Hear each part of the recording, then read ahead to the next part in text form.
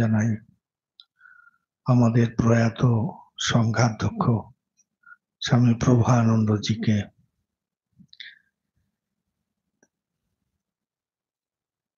মাস্টারমশাইকে কেন্দ্র করে শ্রীরামকৃষ্ণের আবির্ভাবের তাৎপর্য, সেটা আবার কেমন? এই প্রশ্ন উঠতেই পারে। শ্রীরামকৃষ্ণের আবির্ভাবের তাৎপর্য বলে তো কিছু হয় না। আমরা দেখতে পাই যে বিভিন্ন সময়ে অবতার এসছেন। আমাদের যে সনাতন ধর্ম,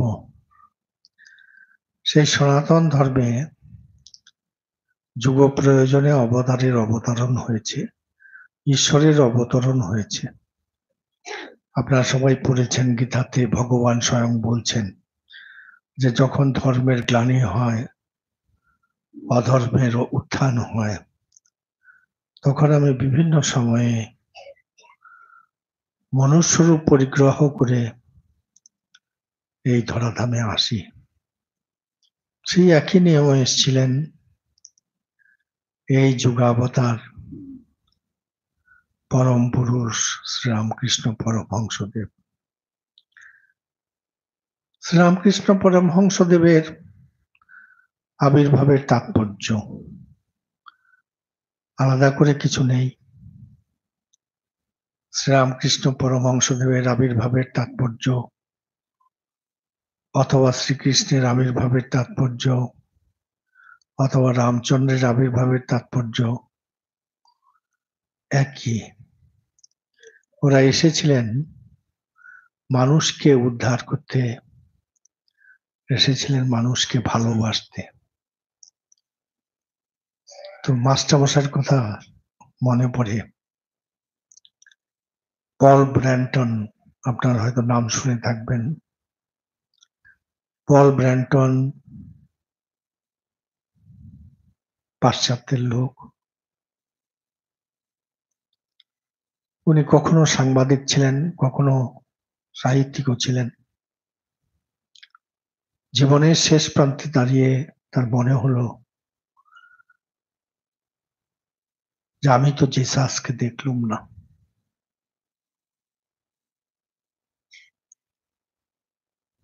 তবে যদি কাউকে এমন দেখি যিনি জিসাসকে দেখেছেন এই রাস্তায় হেঁটে, এই পথে হেঁটে, তাহলে এই সান্ত্বনা নিয়ে আমি ইহলোক ত্যাগ করতে পারবো যে my life has not been A West.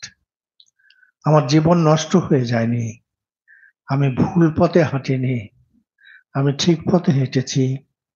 হয়তো হয়তো এই জীবনে আমি পথের শেষে গিয়ে পৌঁছতে পারিনি, কিন্তু আমার জীবন বৃথা হয়ে যায়নি।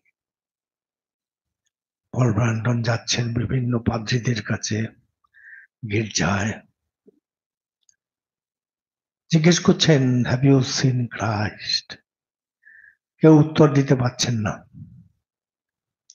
যেমনটি স্বামীজির হয়েছিল, দেবেন্দ্রনাথ ঠাকুরের কাছে গেছেন, তো দেবেন্দ্রনাথ ঠাকুর মাথা চুল করছেন, ঢুক গিলছেন আর বলছেন তোমার লক্ষণ বেশ ভালো, যোগীর লক্ষণ, তুমি চেষ্টা করলে পারবে। কিন্তু বলতে পারলেন না হ্যাঁ আমি ভগবানকে দেখেছি। ঠিক তেমনি পাদ্রীরাও ক্রাইস্টকে দেখেছে, কেউ বলতে পারলো না। ওরা শুধু বলছে প্রে প্রে অ্যান্ড প্রে, তুমি প্রার্থনা করো তাহলে তুমি দেখতে পাবে। স্বাভাবিকভাবে খুব হতাশ পল ব্র্যান্টন। খোঁজ করছেন এমন কেউ আছে কিনা যে ভগবানকে সাক্ষাৎকার করেছে, ভগবানের সঙ্গে কথা বলেছে, ভগবানের সঙ্গ করেছে। তখন তিনি খবর পেলেন যে কলকাতায় আছেন একজন অধ্যাপক, ওর নাম হচ্ছে মহেন্দ্রনাথ গুপ্ত। মহেন্দ্রনাথ গুপ্ত ভগবানকে দেখেছেন, ভগবানের সঙ্গে কথা কয়েছেন। তো পল ব্র্যান্ট কলকাতায় এলেন। হাওড়া স্টেশনে পৌঁছে উনি মাস্টারমশাইয়ের ঠিকানা সংগ্রহ করলেন। তখন হাওড়া স্টেশনে ঠিকানা সংগ্রহ করা খুব কঠিন কাজ ছিল না, কারণ কলকাতায় লোক অনেক ছিল না তখন, এত যে ঘিঞ্জি ভাব, এত লোক বসতি সেটি ছিল না। এবং মাস্টারমশাই ক্যালকাটা ইন্টেলিজেন্সের কাছে একটি অত্যন্ত শ্রদ্ধেয় চরিত্র, তাই সবাই মাস্টারমশাইকে জানতেন। ঠিকানা পেয়ে গেলেন। তারপর ব্রান্টন মাস্টারমশাইয়ের সঙ্গে যোগাযোগ করলেন। যোগাযোগ করে বললেন যে আমি আপনার সঙ্গে সাক্ষাৎ প্রার্থী। মাস্টারমশাই কিন্তু আর কোনো প্রশ্ন করলেন না। তিনি উত্তর পাঠালেন যে আগামী রোববার ভোর 4টের সময় তুমি এসো। ব্রান্টন উত্তেজিত। রোববারে এসছেন। রোববারে এসে দেখছেন যে মাস্টারমশাই সে মর্টন স্কুল তার ছাদের ঘরে বসে আছেন। মাস্টারমশাই পাদ্রীদের মতো সাদা আলখাল্লা পরতেন, শুভ্র শ্বশ্রু। তো মাস্টারমশাই বসে আছেন, অন্তর্মুখী ভাবমুখে বসে আছেন, সেই আরামকে দাঁড়ায়। ঘরটি নেহাত বড় নয়, নেহাত ছোট নয়, মাঝারি ধরনের। সেই ঘরে রয়েছে একটা তক্তপোষ, একটা আলমারি। আলমারিতে কয়েকটি বই আছে, আর কিছু নেই। পল ব্র্যান্টন এসে মাস্টারমশাইকে দর্শন করে উত্তেজিত হয়ে জিজ্ঞেস করছেন। পল ব্র্যান্টনের মধ্যে এতখানি উত্তেজনা যে যে সমস্ত শিষ্টাচার করে সেই শিষ্টাচারের সময়ও তিনি পেলেন না। তিনি বলছেন, sir, have you seen God? মশাই, আপনি কি ঈশ্বরকে দর্শন করেছেন? পল ব্র্যান্টন বলছেন, মাস্টারমশাই বলছেন, do I need declare it at the top of my voice from the terrace? তুমি কি বলতে চাও? আমি কি ছাদে গিয়ে উচ্চস্বরে এটি আমায় ঘোষণা করতে হবে? পল ব্র্যান্টন বললেন, ইউরেকা, ইউরেকা! আমি পেয়েছি আমার মনের মানুষকে। যে মানুষকে আমি এতদিন সন্ধান করেছি, সেই মানুষটিকে পেয়েছি। তারপর অনেক কথাবার্তা।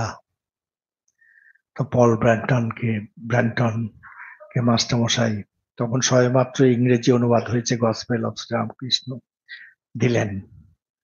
দেওয়ার পরে পল ব্র্যান্টন বলছেন, আপনি সই করে দিন। সই করে দিলেন। তখন পল ব্র্যান্টন চুপচাপ, মাস্টারমশাইও খানিকক্ষণ নীরব। তারপর মাস্টারমশাই বলছেন, আচ্ছা, আমি যে তোমায় দিলুম, উইল ইউ নট রেসিপ্রোকেট? তুমি আমায় কিছু দেবে না তার পরিবর্তে? ব্র্যান্টন বলছে, আমি কি দেব আপনাকে? আমার কাছে আমার লেখা দুটো বই আছে। একটি বই যুবকদের মূল্যবোধের বই, আরেকটি বই বিজনেস ম্যানেজমেন্টের বই। তা আমি যুবকদের যে মূল্যবোধের বই, সেই বইটি আপনাকে দিচ্ছি, বিজনেস ম্যানেজমেন্টের বইটি দেব না। মাস্টারমশাই বললেন চমকে দিয়ে পল ব্র্যান্টনকে, কেন দেবে না? তখন বললো যে এটা তো ব্যবসায়ের ব্যাপার, এটা ইথারিয়াল নয়, এফিমেরাল, জাগতিক, ঐহিক। অতএব আপনাকে আমি দেব না। আপনার সঙ্গে আমি পরমার্থ নিয়ে সুপ্রিম গোল, তাকে নিয়ে আলোচনা করতে এসেছি। তখন মাস্টারমশাই বললেন, তুমি জানো না আমাদের ঠাকুরকে। তুমি জানো না যোগবাতাকে। তিনি আসবার পর সেক্রেট আর সেকুলার আলাদা নয়। সেক্রেট এবং সেকুলার এক হয়ে গেছে। শ্রীরামকৃষ্ণ এক অপূর্ব সেতু বন্ধন করেছেন। সেই সেতু বন্ধনের মাধ্যমে যা সেকুলার তাই সেক্রেট, যা সেক্রেট তাই সেকুলার। তা স্বাভাবিকভাবেই পল ব্রান্টন পরবর্তী সময় আলোচনা করেছেন মাস্টারমশাইয়ের সঙ্গে এই কথাটি নিয়ে। আমরা সবাই জানি যে শ্রীরামকৃষ্ণ যার হেতা আছে তার হোতা আছে, যার হোতা আছে তার হেতা আছে। তদ্দূরে তদন্যকে উপনিষদ বলছে, কেন উপনিষদে যে তিনি কোথায়, ব্রহ্ম কি, আত্মা কি, কোথায় পাওয়া যাবে আত্মাকে? বলে তদ্দূরে তদন্তিকে। তুমি যদি আত্মাকে দেখবার প্রয়াস করো, দেখবার মতো চোখ তোমার থাকে, তুমি দেখতে পাবে তোমার ভেতরেই আত্মা রয়েছেন। আর যদি চোখ না থাকে তাহলে সিঁড়ি দিয়ে গিয়ে নেমে মন্দিরে যেতে হবে আত্মাকে দর্শন করবার জন্য। কিন্তু সত্যি সত্যি আত্মা প্রত্যেক মানুষের ভেতরে অধিষ্ঠিত। তারপর আমরা কি দেখতে পাই? আমরা দেখতে পাই পল ব্র্যান্টন বলছেন, আপনার আচার্যদেব কি বলে গেছেন আমাকে একটু বলুন। তখন মাস্টারমশাই বললেন, প্রে, প্রে অ্যান্ড প্রে।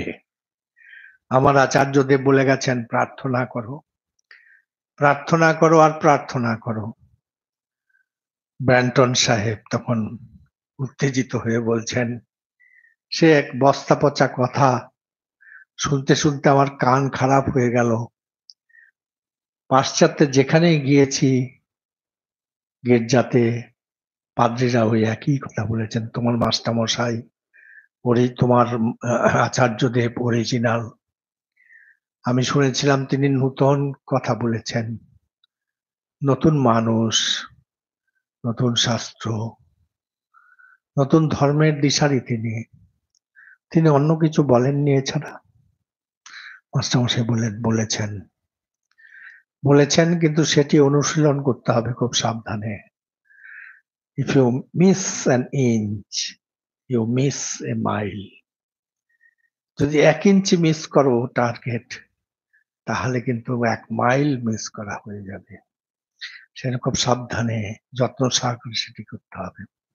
তারপরেই বলছেন আছে সাধু সঙ্গ, নির্জন বাস এবং বিশ্বাস। এই যে শ্রীরামকৃষ্ণের আবির্ভাবের, শ্রীরামকৃষ্ণের অরিজিনালিটি, শ্রীরামকৃষ্ণ এক নতুন মানুষ। এই নতুন মানুষটি প্রকাশ ভঙ্গিমাও নতুন, তিনি এর মাধ্যমে প্রকাশিত হচ্ছেন। শ্রীরামকৃষ্ণের প্রকাশের পেছনে আপাতভাবে ঐহিক কারণ, আবার আপাতভাবে পারমার্থিক কারণ, কিন্তু সত্যি সত্যি বলতে গেলে there is no difference between sacred and secular. Sister Nivedita বলেছেন, to labor is to pray. এই যে আমরা দৈনন্দিন কাজগুলো করছি, সেইগুলো ঈশ্বর বুদ্ধিতে করলে সেটিই হবে প্রার্থনা, সেটিই হবে পুজো। স্বামী বিবেকানন্দ আরো সহজ করে বলে দিয়ে গেলেন, ওয়ার্ক ইজ ওয়ার্শিপ।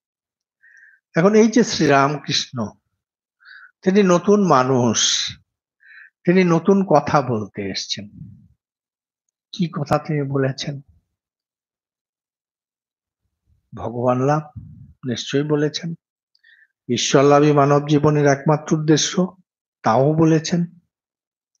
ঈশ্বর ব্যতীত আর কিছু নেই, তাও বলেছেন। কিন্তু সেটি কি সবার জন্য?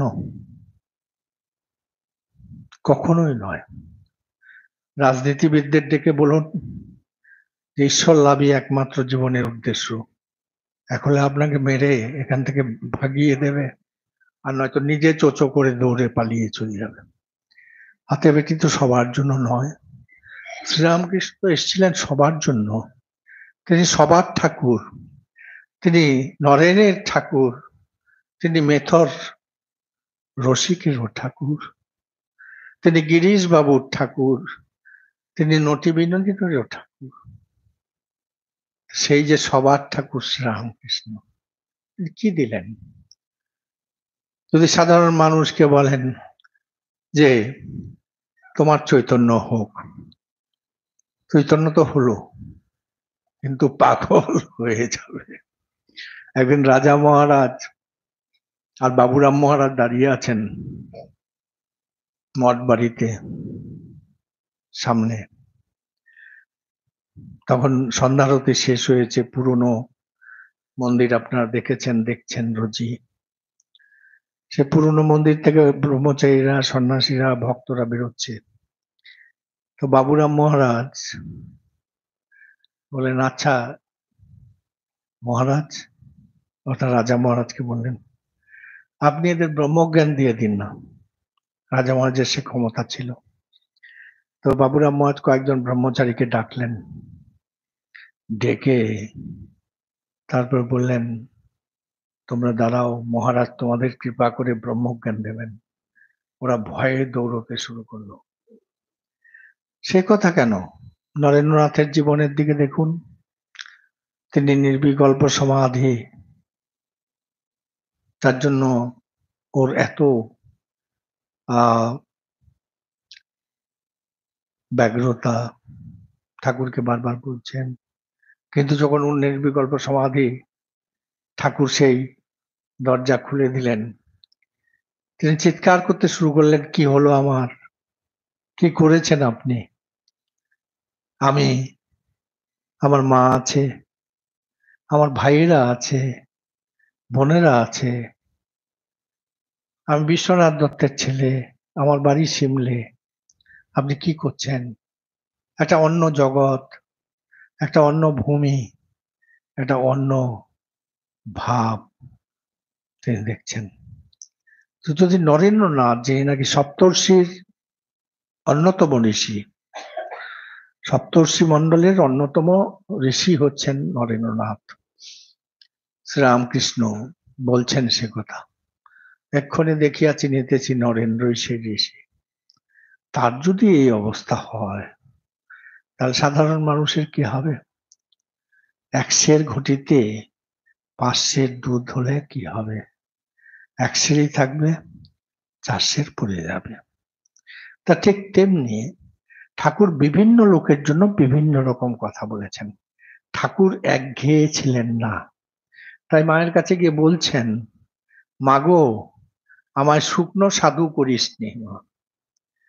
ঠাকুর তার জন্যই দেখতে পাচ্ছি মাতৃভাবের শ্রেষ্ঠ প্রকাশ। মোহাম্মদ রাবার্ট দাউদ, একজন বিখ্যাত ইন্টেলেকচুয়াল, মুসলিম জগতে শুধু নয়, পাশ্চাত্যের একজন বিখ্যাত ইন্টেলেকচুয়াল। তিনি বলছেন, প্রভু যিশু যদি জগৎ পিতার পুত্র হয়, তাহলে শ্রীরামকৃষ্ণ জগন্মাতার সন্তান। এই যে মাতৃভাব সম্পন্ন, মাতৃভাবটি তিনি নিয়ে এলেন। কেন নিয়ে এলেন? তার কারণ আছে। আমরা আস্তে আস্তে ট্রান্সেন্ডেন্সের দিকে যাব। ইমানেন্স দিয়ে শুরু করা যাক। এই যে জগৎ, এই টেবিল, এই যে লাউডস্পিকার, এটা একটি জগতের অংশ। আমরা কি দেখতে পাচ্ছি? শ্রীরামকৃষ্ণের আগমনের প্রথম তাৎপর্যটি অবশ্যই জনতা জনার্দনের মন্দিরে গণপতিকে প্রতিষ্ঠা করা। তাই তো স্বামীজিকে বলছেন মানুষ মানুষ নয়, মানুষ শিব। সেই শিবজ্ঞানে জীবের সেবা, সেটি ঈশ্বরের শ্রেষ্ঠ সেবা। এটি আমরা দেখতে পাচ্ছি স্বামীজিকে তিনি বোঝাচ্ছেন। প্রথম দিকটাই স্বামীজি বুঝতে চাননি। স্বামীজিকে জিজ্ঞেস করছেন, আচ্ছা তোর কি ভালো লাগে? স্বামীজি তিনি শিবজ্ঞানে জীব সেবার কথা অবশ্যই বলেননি। তিনি বলেছিলেন, দিনের পর দিন, মাসের পর মাস সমাধিতে মগ্ন হয়ে থাকতে আমার ভালো লাগে। অন্য কোনো যদি গুরু হতেন, শিষ্যের এই উচ্চাবস্থা দেখে পিঠ চাপড়ে বলতেন, সাব্বাস বেটা সাব্বাস। কিন্তু শ্রীরামকৃষ্ণ কি বললেন? ঠিক, তুই এত স্বার্থপর, ভেবেছিলাম তুই বিশাল বটবৃক্ষের মতো হবি, কত লোক তোর ছায়ায় শান্তি পাবে, আশ্রয় পাবে, আর তুই নিজের স্বার্থের কথা ভাবছিস। বলে এক টুকরো কাগজে লিখে দিলেন, লরেন, লোক শিক্ষা দেবে। তো এই যে ভাবটি, মথুর বাবুর সঙ্গে গিয়েছেন, মথুর বাবুর সঙ্গে দেওঘরে গিয়েছেন, বলছেন এদের এক মাথার তেল, ওদের পরবার বস্ত্র, এক পেট খাবার ব্যবস্থা করো। মথুর বাবু ইতস্তত করছেন, তার কারণ তার তো একটা বাজেট আছে, যাবেন, রেল রিজার্ভ করে যাচ্ছেন বারাণসীতে। ঠাকুর হুঙ্কার দিলেন যে যদিও তুমি এই সচল বিশ্বনাথ এর সেবা না করতে পারো মথুর, তাহলে আমি অচল বিশ্বনাথকে দেখতে বারাণসীতে যাব না। মথুরবাবু ব্যবস্থা করলেন, শিলাইদাতে সাধারণ মানুষ, গরিব গুরব, তাদের দুর্দশা দেখে মথুরবাবুকে আদেশ করলেন, তুমি ওদের খাজনা মকুব করে দাও মথুর। এই হচ্ছে শ্রীরামকৃষ্ণ। সাধারণ মানুষ যারা সবার পিছে সবার নিচে, সব হারাদের মাঝে, যাদের চোখের জলের হিসেব কেউ কোনোদিন নিলে না, তাদের চোখের জলের হিসেব নিতে এসেছিলেন শ্রীরামকৃষ্ণ। তাই আমরা পরবর্তী সময়ে দেখছি স্বামীজি কি বলছেন। স্বামীজি বলছেন যে দেখো, তোমাদের অনেক ভব আছে। কিরকম? আচার্যদেব শিক্ষা দিচ্ছেন সমাবর্তন উৎসবে শিষ্যকে, কি বলছেন? মাতৃদেব ভব, পিতৃদেব ভব, আচার্যা দেব ভব, জ্ঞানী অনবদ্যানি কর্মাণি তানি সেবিতব্যানি নৈতরানি। মাকে ঈশ্বরী হিসেবে দেখবে, ভগবতী হিসেবে দেখবে, আর পিতাকে ভগবান হিসেবে দেখবে, আচার্যকে ভগবান হিসেবে দেখবে। যেটি করলে সমাজের কল্যাণ হবে সেই কাজটি করবে, অন্য কাজ করবে না। তারপরে স্বামীজি বলছেন আরো দুটো ভব যোগ করে নাও। সেই দুটো ভব, যে দুটো ভব স্বামীজি দিলেন, সেই দুটো ভব কি? মূর্খ দেব ভব, দরিদ্র দেব ভব। দরিদ্র তোমার ভগবান হোক, উপাস্য দেবতা হোক, মূর্খ তোমার উপাস্য দেবতা হোক। এটি হচ্ছে শ্রীরামকৃষ্ণের আগমনের অন্যতম কারণ, যে সাধারণ মানুষ, সেই যে জনতা জনার্দন, সেই জনতা জনার্দনের মন্দিরে গণপতিকে প্রতিষ্ঠা করতে হবে।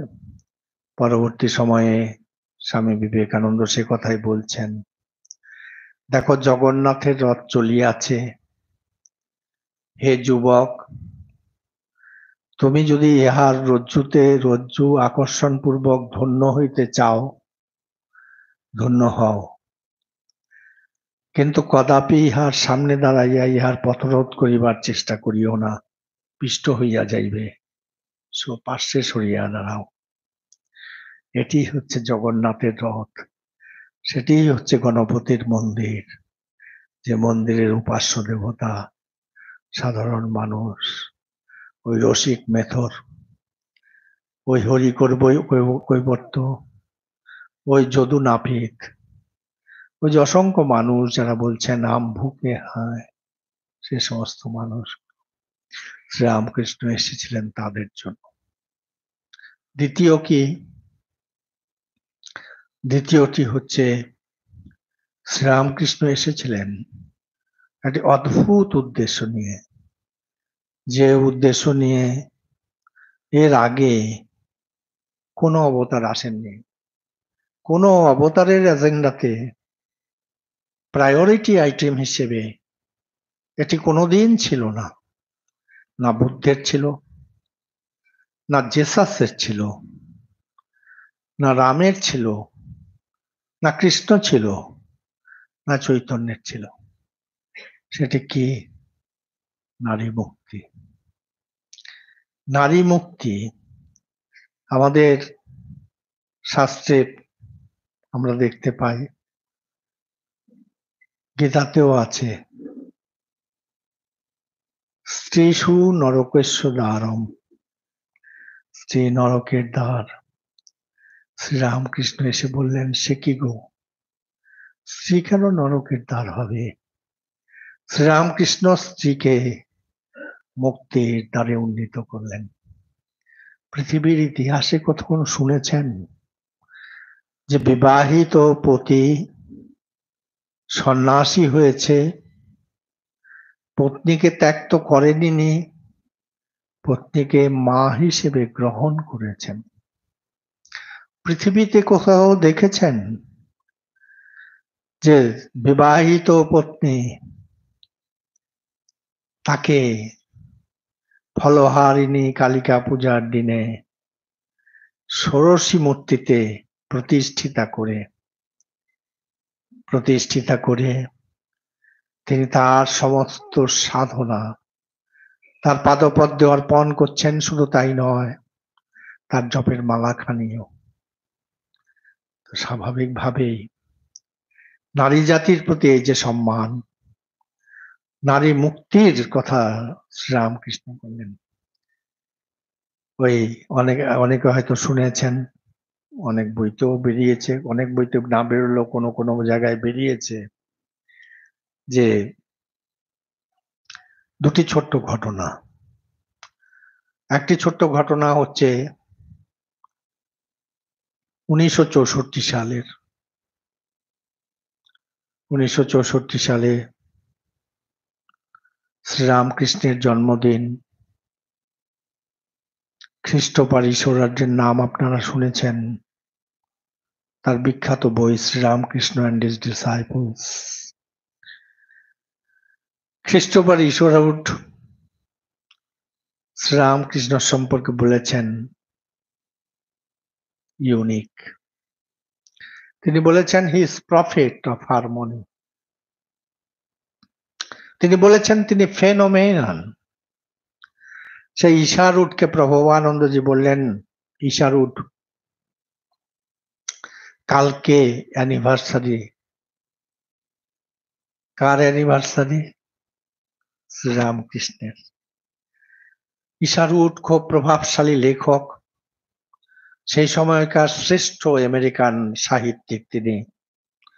যদিও তিনি নোবেল পুরস্কার পাননি, কিন্তু নোবেল পুরস্কার বিজেতাদের চাইতে কোনো অংশে কম ছিলেন না। তাই প্রভবানন্দজি তার শিষ্য ঈশারুটকে বললেন, ঈশারুট, তুমি একটা ব্যবস্থা করো, আজ সংবাদপত্রের সমস্ত সম্পাদকের কাছে গিয়ে বলো যে কালকে হচ্ছে অ্যানিভার্সারি অফ শ্রীরামকৃষ্ণ, ভগবান শ্রীরামকৃষ্ণের। নির্ঘণ্ট কলমে, এনগেজমেন্ট কলমে এটা ছাপিয়ে দিতে, কোনো সংবাদ নয়, শুধু এনগেজমেন্ট কলমে ছাপিয়ে দেবে। ঈশারুট তার সমস্ত প্রভাব নিয়ে মূর্খ সাংবাদিকদের, সম্পাদকদের বোঝাতে সক্ষম হননি যে শ্রীরামকৃষ্ণের জন্মতিথি কোন তাদের সংবাদপত্রের নির্ঘণ্ট কলমে বেরোনোর যোগ্যতা রাখে, দাবি রাখে।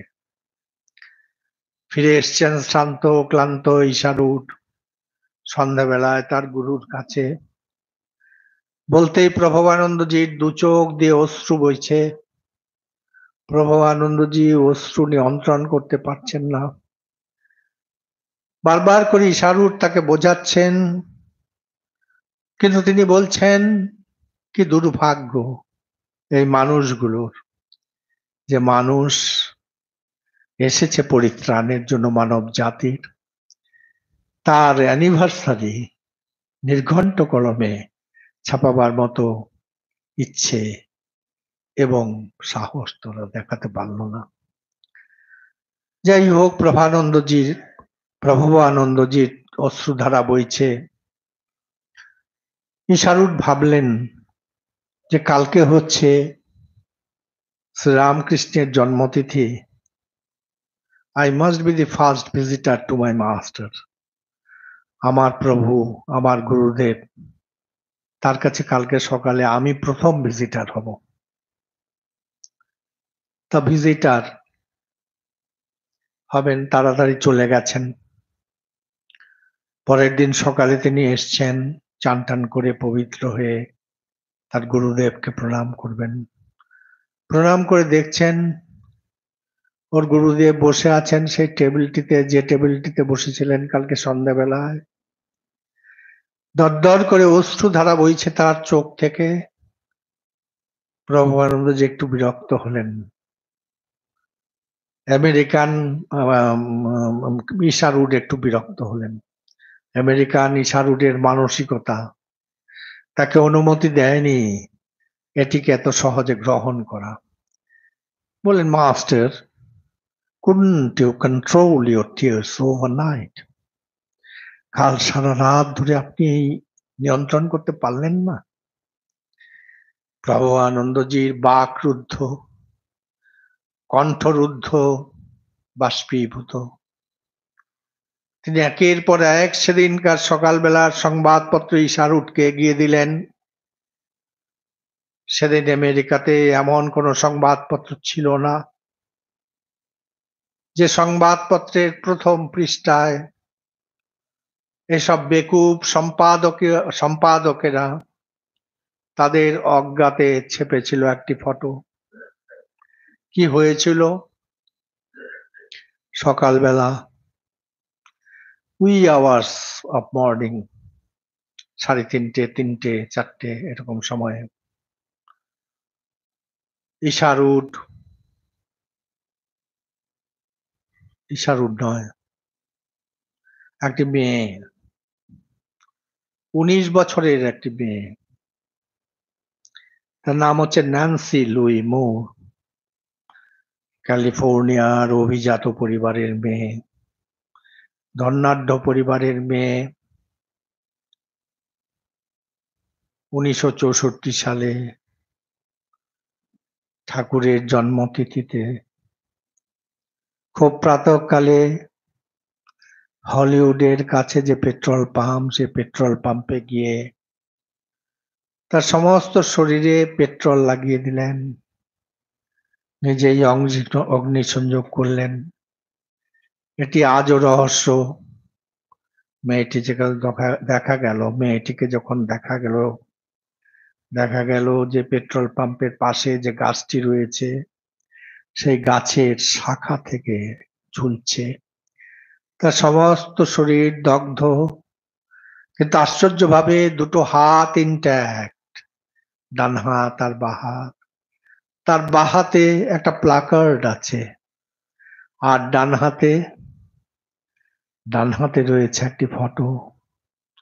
সেই প্লাকার্ডে তিনি লিখছেন, ন্যান্সি, 19 বর্ষীয়া ন্যান্সি, হে আমেরিকাবাসী, নারী মুক্তি আন্দোলনের নেতৃবৃন্দা, তোমরা যদি সত্যি সত্যি নারী মুক্তি লাভ করতে চাও তাহলে যেভাবে তোমরা নারী মুক্তি আন্দোলনকে পরিচালিত করছো 1000 বছরেও তা সম্ভব নয়।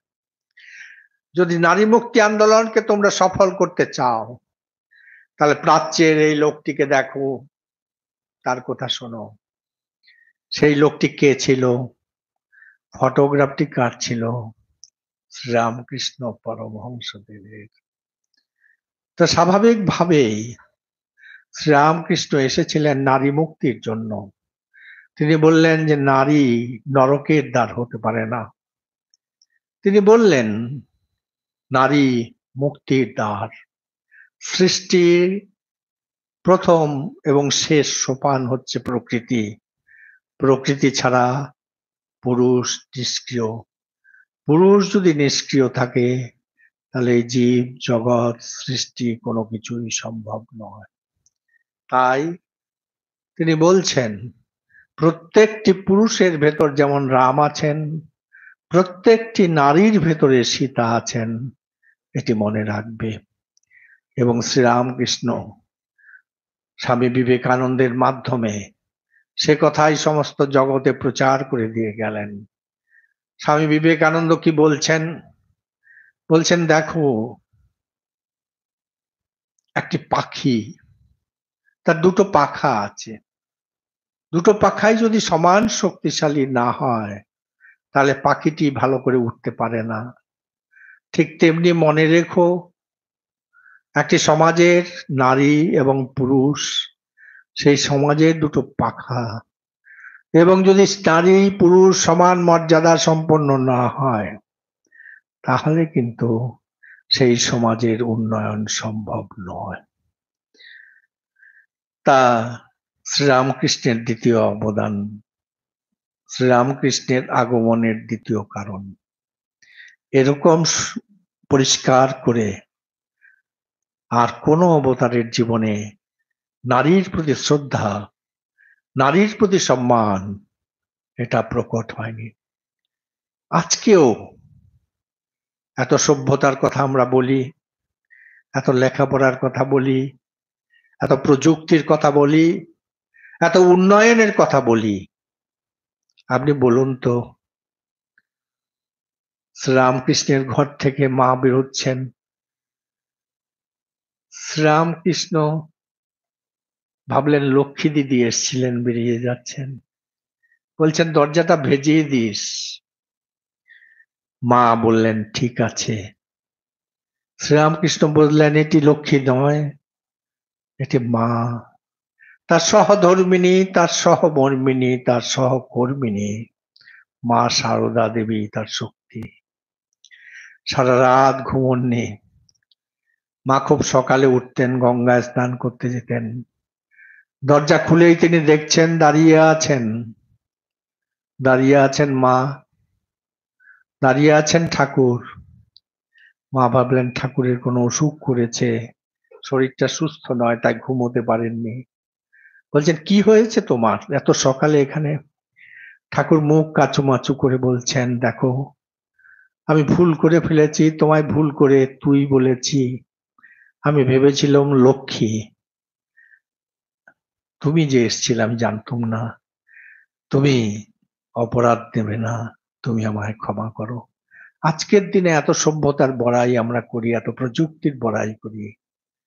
যদি আরজি করে একবার কেউ যায় তাহলেই বুঝতে পারবে কোথায় আমরা দাঁড়িয়ে আছি।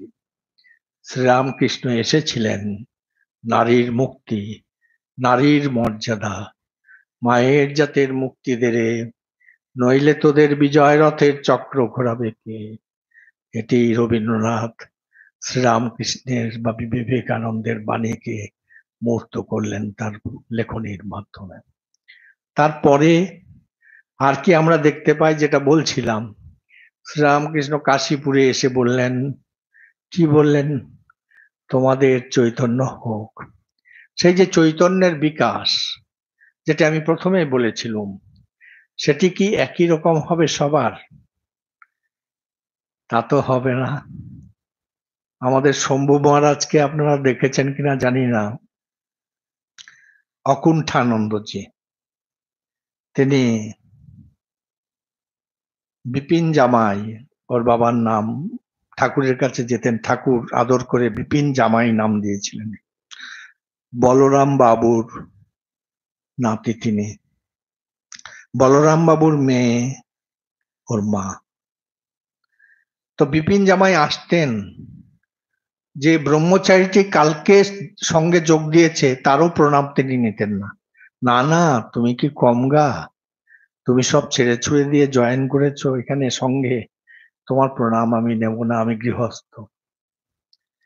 বিপিন বাবুর এত শ্রদ্ধা, কিন্তু যখন অখণ্ডানন্দজি সাধু হয়ে গেলেন তিনি আর মঠে এলেন না।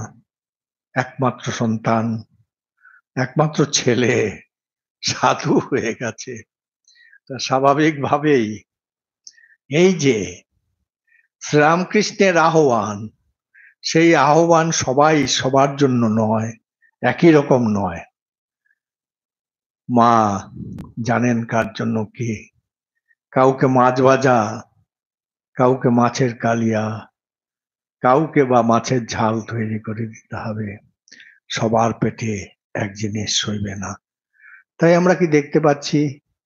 আমরা দেখতে পাচ্ছি যে এই চৈতন্যের স্ফুরণ, তার বিভিন্ন গ্রেডেশন আছে, বিভিন্ন স্তর আছে। কেউ, কারো চৈতন্যের স্ফুরণ মানে ম্যাট্রিক পাস করা, কারো চৈতন্যের স্ফুরণ মানে বিএ পাস করা, কারো চৈতন্যের স্ফুরণ মানে এমএ পাস করা, কারো চৈতন্যের স্ফুরণ মানে পিএইচডি, তারপরে যেটা আছে পোস্ট ডক্টরেট, সেটা আর সম্ভব নয় সবার পক্ষে। তো স্বাভাবিকভাবেই শ্রীরামকৃষ্ণ যখন আহ্বান করেছিলেন দক্ষিণেশ কাশীপুরের চাতালে দাঁড়িয়ে, তোমাদের চৈতন্য হোক, তখন কিন্তু সবার জন্য একই চৈতন্যের স্ফুরণের কথা তিনি বলেননি।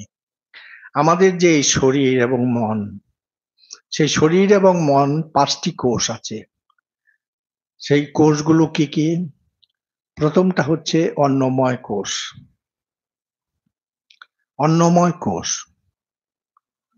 সেই অন্নময় কোষ টেম্পোরারি এবং টেম্পোরাল। টেম্পোরাল মানে জাগতিক, টেম্পোরারি মানে ক্ষণিক, ক্ষণস্থায়ী। তো সেই অন্নময় কোষের পরে আছে প্রাণময় কোষ। সে প্রাণময় কোষ ভাইটাল এনার্জি, যাদের আমরা শ্বাস প্রশ্বাস নিই, আমরা কাজের অনুপ্রেরণা পাই, কাজ করবার শক্তি পাই। সেটিও কিন্তু চৈতন্য নয়। তার কারণ চৈতন্যের কোনো পরিবর্তন হয় না, তো সেটি চৈতন্য হতেই পারে না। আপনার যে এই অন্নময় কোষ আছে, সেটি আস্তে আস্তে আস্তে আস্তে জীর্ণ হয়ে যায়, বৃদ্ধ হয়ে যায়। একদিন আপনি এই ইহলোক পরিত্যাগ করেন। ঠিক তেমনি প্রাণময় কোষেরও একই অবস্থা। তারপরে রয়েছে মনোময় কোষ। মনোময় কোষও পরিবর্তনশীল। আপনার মনের পরিবর্তন হচ্ছে। শুধু তাই নয়, আপনি এই মুহূর্তে কথামৃত ভবনে, হয়তো 5 মিনিট পরে আপনি নিউ ইয়র্কে ঘুরছেন। তা চৈতন্যর পক্ষে সেটি সম্ভব। চৈতন্য সর্বব্যাপী, তার পরিবর্তন হয় না কোনো সময়। তো স্বাভাবিকভাবে সেটিও চৈতন্য নয়। তো তারপরে কারণময়, আনন্দময়, এ সমস্ত কোষ রয়েছে। তো সেই জন্যই শ্রীরামকৃষ্ণের যে আহ্বান, এই আহ্বান সবার জন্য তার এক অর্থ নয়, সবার জন্য একই স্ট্যান্ডার্ড নয়। আপনার জন্য হয়তো ঈশ্বর লাভ, আপনার জন্য হয়তো জীবনের শ্রেষ্ঠ প্রাপ্তি। যেমন মৈত্রীকে যাজ্ঞবল্ক্য যখন বললেন যে এই তোমার সম্পত্তি, তুমি গ্রহণ করো। 50 ঊর্ধ্বে ব্রণং ব্রজেত, আমি বনে চলে যাব। তখন মৈত্রী কিন্তু উৎসাহিত হননি, অনুপ্রাণিত হননি। তিনি তার পতির কথায় সায় দেননি। তিনি বলছেন কিং কুজ্জাম, এগুলো দিয়ে আমি কি করব? কস্মিন্ন ভগবো বিজ্ঞাতে সর্ববেদং বিজ্ঞাতং ভবতি ইতি। যাকে পেলে সব পাওয়া যায়, যাকে জানলে সব জানা যায়, সেটি আমার প্রয়োজন। তো স্বাভাবিকভাবেই মৈত্রীর যে স্ট্যান্ডার্ড, সেই স্ট্যান্ডার্ড তো গার্গীর ছিল না। গার্গী সন্তুষ্ট হয়েছিলেন তার প্রতি যা বলেছিল, যে এই তোমার সম্পত্তি, এটি দিয়ে তুমি জীবিকা নির্বাহ করবে।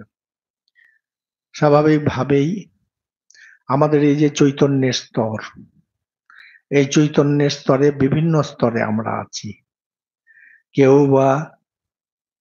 কেউ বা আমরা আছি সেই ঈশ্বরের কাছাকাছি, যেখানে আমরা চাই ঈশ্বরের সঙ্গে কথা বলবো, ঈশ্বরের সঙ্গে আলাপ করব, ঈশ্বরের সঙ্গ সম্ভোগ করব।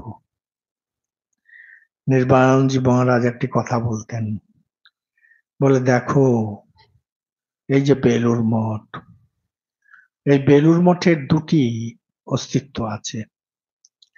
একটি অস্তিত্ব সাধারণ মানুষের চোখে পড়ে।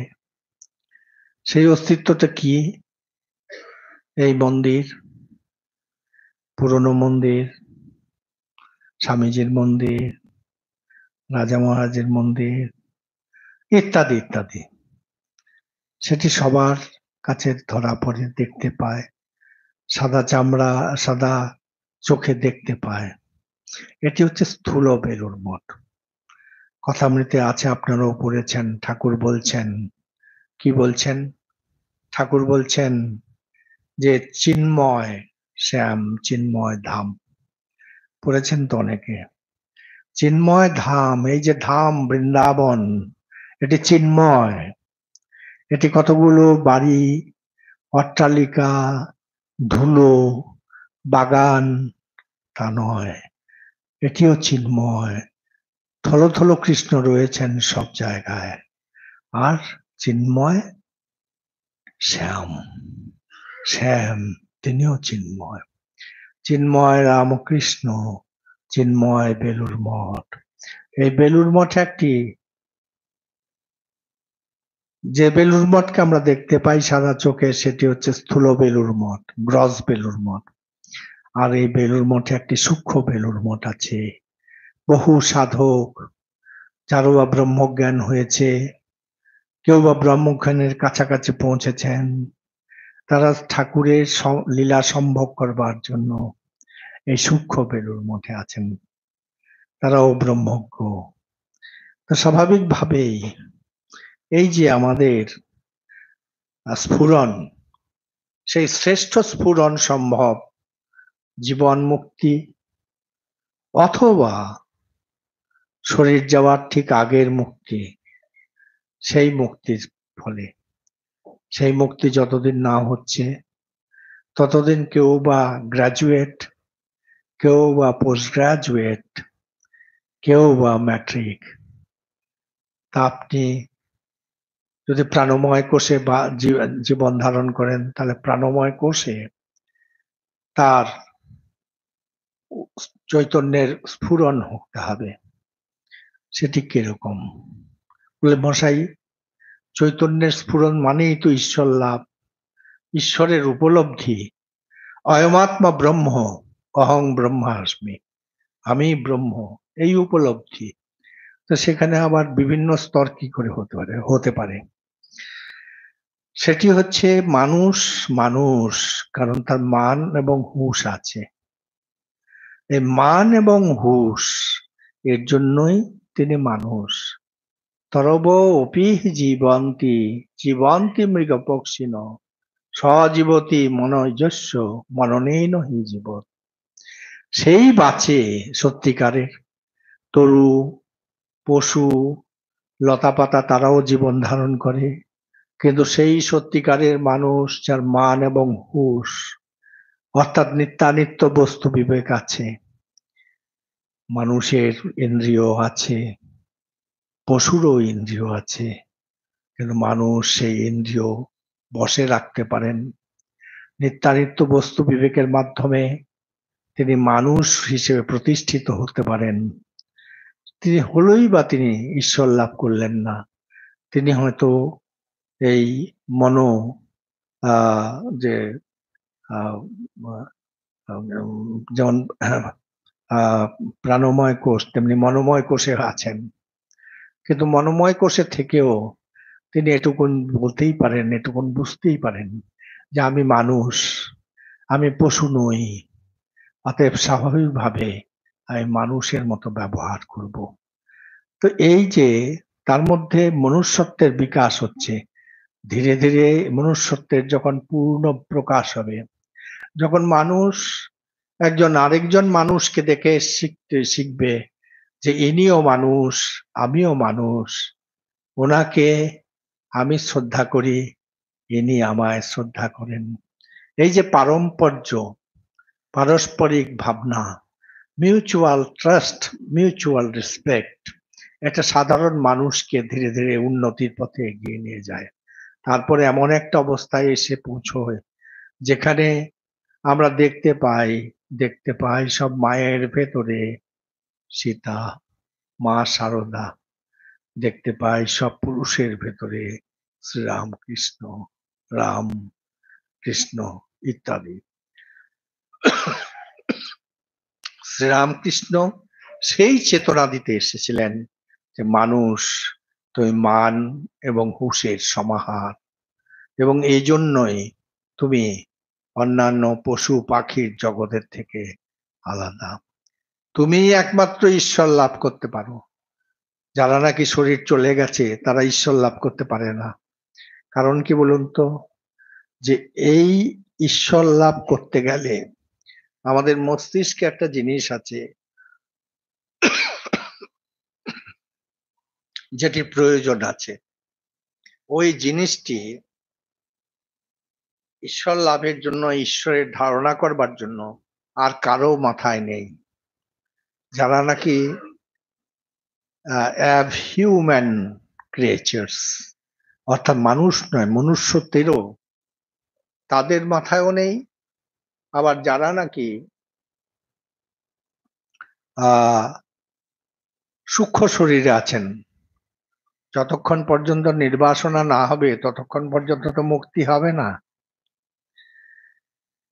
তাই না? শরীর যাওয়ার সময় যদি ভগবান এসে বলে যে আমি চলে এসেছি, চলো আমার সঙ্গে, বলে দাঁড়াও, নাতির সঙ্গে একটু কথা বলে যাই।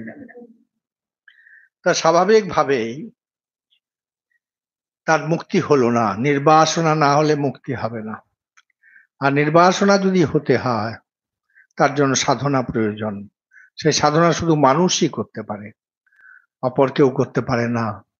তাই স্বামী বিবেকানন্দ নতুন ভাষায় নতুন ভাবে বললেন, it is the ignorant to call a man a man.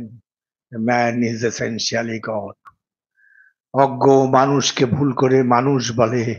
মানুষ মানুষ নয়, মানুষ ঈশ্বর, মানুষ ভগবান।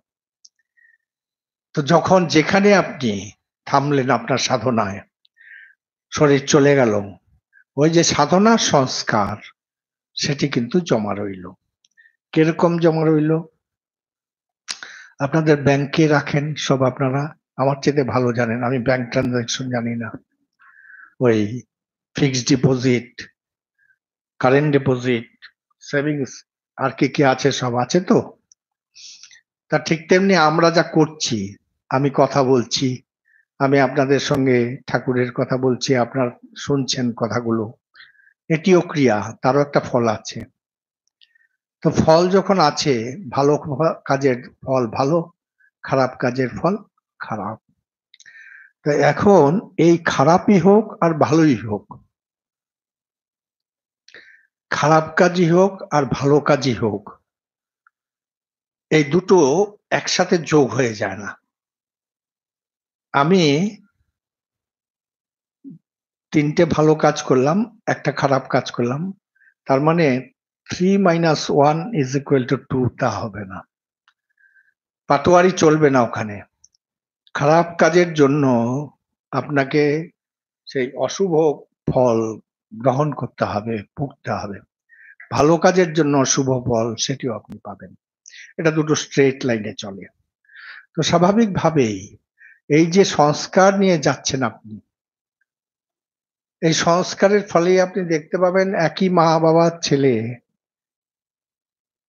একই হেসেলে খায়, একই খাবার খায়, একই মা বানান, একই মায়ের গর্ভে জাত, কিন্তু একজন সাধু হয় আরেকজন ঠিক বিপরীত হয়।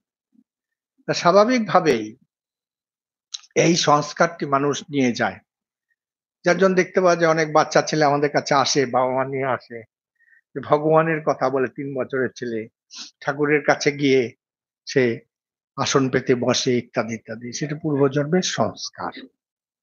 তো সেই সংস্কারটি থাকে, ভালো সংস্কার হলেও ভালো থাকে, খারাপ সংস্কার হলেও থাকে।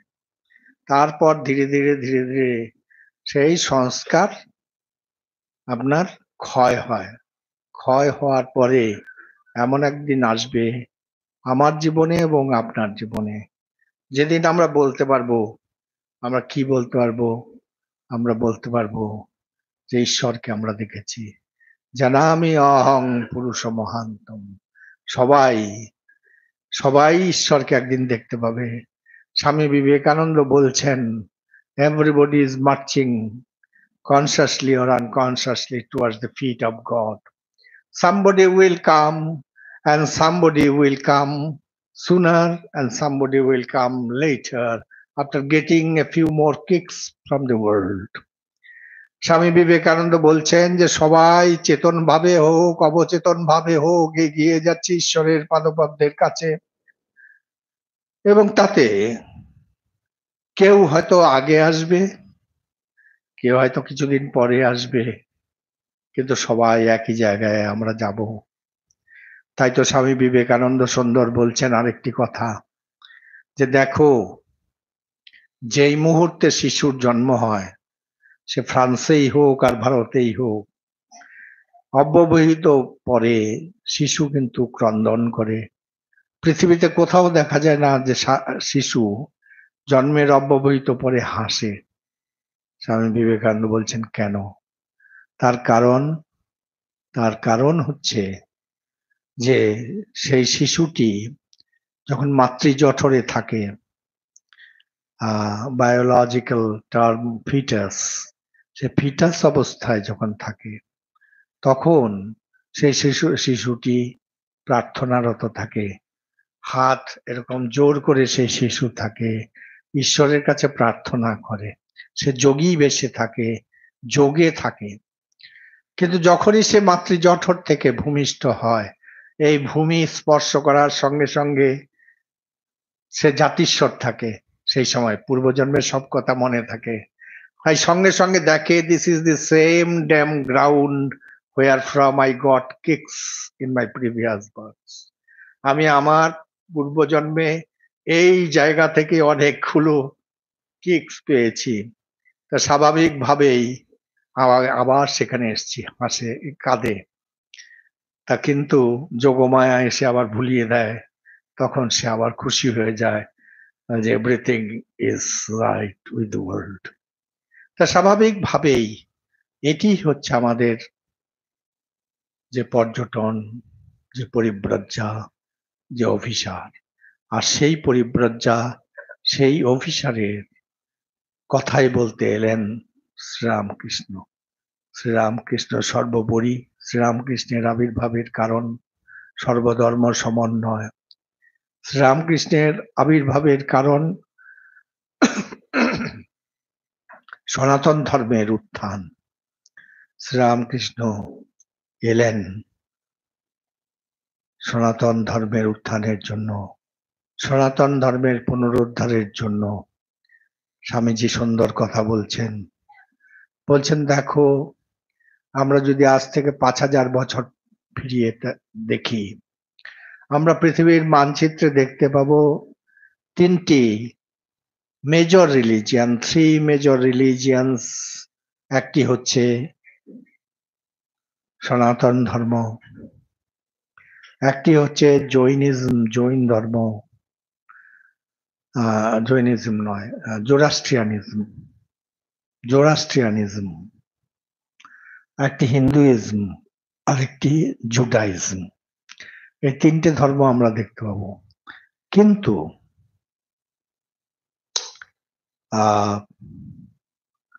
আজকের দিনে আমরা যদি পৃথিবীর মানচিত্রের দিকে দেখি, আমরা we require a microscope to find out the Zoroastrians from the global scenario. অনুবীক্ষণ যন্ত্র দরকার দেখবার জন্য। জুডাস ওরা completely swallowed by Christianity, Judaism. আর কি? একটা হচ্ছে হিন্দুইজম, সনাতন ধর্ম, জুডাইজম, আর জোরাস্ট্রিয়ানিজম। বললাম জোরাস্ট্রিয়ানদের খুঁজে পেতে অনুবীক্ষণ যন্ত্রের প্রয়োজন। But the Sanatana Dharma do still persist. Swamiji বলছেন, ঋষয় মন্ত্রদ্রষ্টারো নতু কর্তারো। Rishis truth flashed before them and they handed it over to generation, from generation to generation. এর কোনো কর্তা নেই, অথার নেই। স্বামীজি বলছেন, if tomorrow somebody can prove that there was none called Christ, the entire edifice of Christianity will crumble down. If tomorrow somebody can disprove the historicity of Buddha, Buddhism will be extinct. But the Sanatana Dharma has no author. It stands on principles. সেই প্রিন্সিপালের কথাই শ্রীরামকৃষ্ণ আমাদের কাছে নতুন করে শোনাতে এলেন। সেটি কি? সেটা হচ্ছে মানুষ, তুমি মানুষ নও, তুমি ঈশ্বর। সব ধর্ম এক, ঈশ্বর এক। তুমি জলই বলো, অ্যাকুয়াই বলো, পানিই বলো আর ওয়াটারই বলো, সাবস্ট্রাটাম ইজ দ্য সেম। তৃতীয় হচ্ছে সমন্বয়, একই ঈশ্বরের সাধনার বিভিন্ন পথ। চতুর্থ চতুর্থ হচ্ছে সুপ্রিমেসি অব দি বেদাস। বেদ অপৌরুষীয়, বেদের কোনো গ্রন্থকার নেই। বিভিন্ন সময়ে মুনি ঋষি যে উপলব্ধি করেছেন যে সত্য, সেই সত্যের একটা কনগ্ল্যামারেশন, একটা সামস টোটাল, সেটি হচ্ছে আমাদের বেদ। এবং সেই জন্য স্বামীজি বলছেন যে দেখো, the Sanatana Dharma will continue. Other religions will come and go. Sanatana Dharma will continue to stay there. এবং বলে রসিকতা হোক বা লঘুভাবেই হোক, তিনি বলছেন একটি কথা, the historicity of my master cannot be doubted because he is caught in modern camera. আমার যে প্রভু, আমার যে আচার্যদেব, আমার যে জীবন সম্রাট, আমার যে হৃদয় সম্রাট, আমার যে জীবন দেবতা, তার ঐতিহাসিক সত্যতা কেউ কখনো চ্যালেঞ্জ করতে পারবে না। সে ব্যাপারে কেউ কোনোদিন সন্দেহ প্রকাশ করতে পারবে না, কারণ তিনি আধুনিক প্রযুক্তির ক্যামেরাটা ধরা পড়ে গেছেন। স্বাভাবিকভাবেই শ্রীরামকৃষ্ণ এসেছিলেন পুনরুদ্ধারের জন্য। মানুষ, তুমি মানুষ নও, তুমি দেবতা। নারী সীতা আর পুরুষ রাম, এই সত্য প্রচার করবার জন্য এসেছিলেন সব ধর্ম সত্য, কোনো ধর্মই মিথ্যে নয়। সাধনা বিভিন্ন ভাবে হতে পারে, সাধনা ভিন্ন ভিন্ন। আর তিনি কি বলতে চাইলেন সাধারণ মানুষের অভ্যুদয়, যারা সবার পিছে সবার নিচে, ওই যে সাধারণ মানুষগুলো, তার অভ্যুদয়ের কথা। আর বললেন মায়েদের কথা, যে মায়েদের কি অবস্থা, করুণ অবস্থা। মা সারাদিন তিনি সংসারের পরিচালনা করেন, সবার মন জুগিয়ে চলেন, সবার জন্য তিনি সেবা করে যান। দিনের শেষে রাতে, হয়তোবা কখনো মধ্যরাতে, পর্দার আড়ালে নিঃশব্দে অশ্রু বিসর্জন করেন। মা মায়ের মর্যাদা পান না। মা, তার কাজ হচ্ছে সন্তান প্রসব করা, পুরুষের মনোরঞ্জন করা, পুরুষের জন্য রান্না বান্না ইত্যাদি করা। এর পরে কোনো ফোর্থ ডাইমেনশন তাদের জীবনে নেই। বিবেকানন্দ এসেছিলেন, শ্রীরামকৃষ্ণ এসেছিলেন তাদের এই বার্তা দেবার জন্য যে তোমরা শ্রেষ্ঠ। শক্তি, তারপরে পুরুষ অবতার, শক্তি ছাড়া সম্ভব নয়। তো স্বাভাবিকভাবেই বলেছিলেন যে নারী নরকের দ্বার নয়, নারী মুক্তির দ্বার। নারীর এই যে গৌরব গাথা, সেটি প্রচার করবার জন্য এসেছিলেন এই জন্য যে শ্রীরামকৃষ্ণ যখন ছিলেন, তখন সিগমন্ড ফ্রয়েডও ছিলেন, তখন মার্কস অ্যাঙ্গেলসও ছিলেন। তারা বললেন man is a biological animal, তারা কেউ বা বললেন man is a economic animal, কেউ বললেন man is a tools. Shri Ramakrishna বললেন তা কি গো, সে কি করে হবে? Man is a spiritual animal, মানুষ হচ্ছে আধ্যাত্মিক জীব। মানুষ, তুমি মানুষ নও, তুমি ঈশ্বর। এটি শ্রীরামকৃষ্ণের আবির্ভাবের তাৎপর্য। এবং সেটি ধীরে ধীরে ধীরে ধীরে আমরা দেখতে পাবো। শ্রীরামকৃষ্ণ এসেছিলেন কম করে 1500 বছরের জন্য। তো এখন তো সবে সকাল হয়েছে, সকাল 6:30 বাজে। দেখুন 12টা বাজলে, মধ্যাহ্ন এলে সমস্ত পৃথিবীতে দেখতে পাবেন এক নতুন রাজ্য, এক নতুন সমাজ, এক নতুন মানুষ, new religion, a new scripture, a new man. সেই নতুন মানুষটির উদ্গাতাই হচ্ছেন শ্রীরামকৃষ্ণ। সেই নতুন ধর্ম, যে ধর্ম শ্রীরামকৃষ্ণ প্রচার করলেন, মানুষের সেবাই ঈশ্বরের সেবা। আর নতুন শাস্ত্র শ্রীরামকৃষ্ণের কথামৃত, মাস্টারমশাইয়ের সেই যে শ্রীরামকৃষ্ণের কথামৃত লিপিবদ্ধ আকারে করা, স্বামীজির বাণী রচনা ইত্যাদি ইত্যাদি। তাই আমরা আমাদের জীবন পথে অনেক হোঁচট খাবো, অনেক রকম বিকার আসতে পারে, অনেক রকম হতাশা আসতে পারে, অনেক রকম অবসাদ আসতে পারে, কিন্তু আমরা পথভ্রষ্ট হব না। শিশু যখন হামাগুড়ি দিয়ে চলে, শিশু হামাগুড়ি দিয়ে চললেও আবার উঠে দাঁড়ায়, আবার হাঁটতে শুরু করে। আমরাও যখন সভ্যতার নবোদয়ের পথে হাঁটতে শুরু করেছি, কখনো কখনো হয়তো বা হামাগুড়ি দিয়ে আমরা চলবো, কখনো কখনো হোঁচট লাগবে, কিন্তু তাই বলে আমরা সেই রাস্তাটি ছাড়বো না। এই আধ্যাত্মিক নবোদয়ের পথে এক অশ্রুতপূর্ব সঙ্গীতের তালে তালে আমরা চলেছি এবং চলবো। সেদিন পর্যন্ত চলবো যেদিন আমি না বলতে পারছি যে জানামি অহং পুরুষ মহান্তম, আমি জেনেছি সেই মহান পুরুষের দিব্যধামবাসী। তাই এই কথাগুলো বলার সুযোগ আপনারা দিলেন, সেই জন্য আপনাদের অসংখ্য ধন্যবাদ জানাই, কৃতজ্ঞতা জানাই।